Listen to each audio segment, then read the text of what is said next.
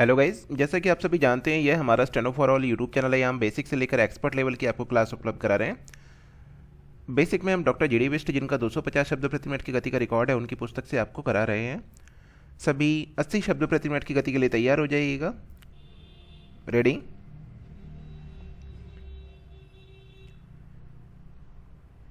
जो बाइडन उस दौर में अमेरिकी राष्ट्रपति बनने जा रहे हैं जब भारत को अपने साथ लाने में अमेरिका के लंबे समय से किए जा रहे प्रयास रंग लाते दिख रहे हैं।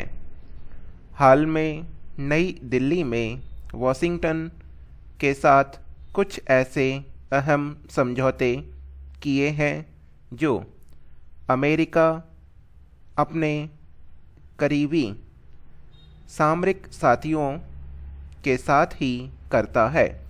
दरअसल चीन के साम्राज्यवादी तेवर ही मुख्य रूप से भारत को अमेरिका के साथ करीबी रिश्ते बनाने के लिए प्रेरित कर रहे हैं। इस साल हिमालयी क्षेत्र में चीन की बदनीयती और भारतीय सैन्य बलों के साथ टकराव को लेकर भारत कोई जोखिम नहीं लेना चाहता। ऐसे में चीन से मुकाबले के लिए वह अमेरिकी साथ चाहता है। चूँकि हिमालयी क्षेत्र में 1962 जैसे टकराव की आशंका बढ़ रही है, तो भारत ने भी अमेरिका के साथ गलवाहियाँ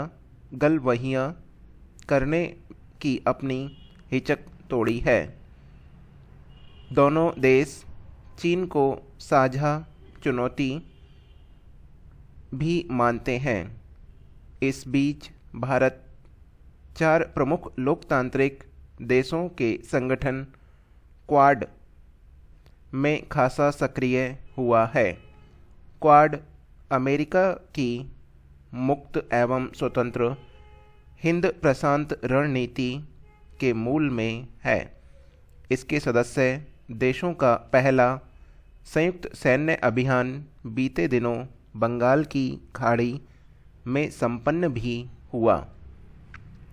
अमेरिका, जापान और भारत की नौसेना के साथ ऑस्ट्रेलियाई नौसेना भी इस अभियान में शामिल हुई। तमाम आशंकाओं के बावजूद बाइडन के नेतृत्व में भारत अमेरिकी सहयोग की मूलभूत दिशा में बदलाव के आसार नहीं हैं। फिर भी भारत के लिए चिंता का सबब यही है कि बाइडन चीन के साथ तनाव घटाकर सहयोग बढ़ाने की राह पर आगे बढ़ सकते हैं। ऐसी किसी भी पहल का भारत के साथ रिश्तों पर असर पड़ेगा, खासतौर से नई दिल्ली के वॉशिंगटन पर भरोसे को लेकर संदेह पैदा हो सकता है। क्योंकि अमेरिका की चीन के साथ सीमा नहीं लगती, तो उसे बीजिंग से कोई तत्कालिक सुरक्षा खतरा नहीं। लेकिन भारत की स्थिति अलग है। इस साल की शुरुआत में जब भारत में वुहान से निकले वायरस से निपटने के लिए दुनिया का सबसे सख्त लॉकडाउन लगा था, उसी दौर में चीनी सेना लद्दाख के भारतीय इलाके में दुस्साहस दिखा रही थी। रिचर्ड निक्सन से लेकर बराक ओबामा तक एक के बाद एक अमेरिकी राष्ट्रपति चीन के उभार में मददगार बने रहे। दक्षिण चीन सागर में बीजिंग द्वारा कृत्रिम द्वीप का निर्माण और उसका सैन्यकरण करने के बावजूद ओबामा ने यही कहा कि हमें समृद्ध चीन के बजाय कमज़ोर आक्रामक चीन से कहीं अधिक खतरा है। ऐसे में यह डोनाल्ड ट्रंप ही थे जिनके राष्ट्रपति काल में अमेरिका ने चीन के प्रति अपनी नीति एकदम पलट दी। इस पहलू ने भी भारत को अमेरिका के करीब लाने में अहम भूमिका निभाई। यदि बाइडन चीन और उसके बिगड़ैल सहयोगी पाकिस्तान के प्रति नीति में नरमी बरतते तो भारत को अपनी रणनीतिक स्वायत्तता पर पुनः विचार के लिए मजबूर होना पड़ सकता था। पाक चीन की धुरी का मजबूत होना भारत की सुरक्षा के लिए खतरे की घंटी है। इससे देश के समक्ष दो मोर्चों पर युद्ध की स्थिति बन सकती है।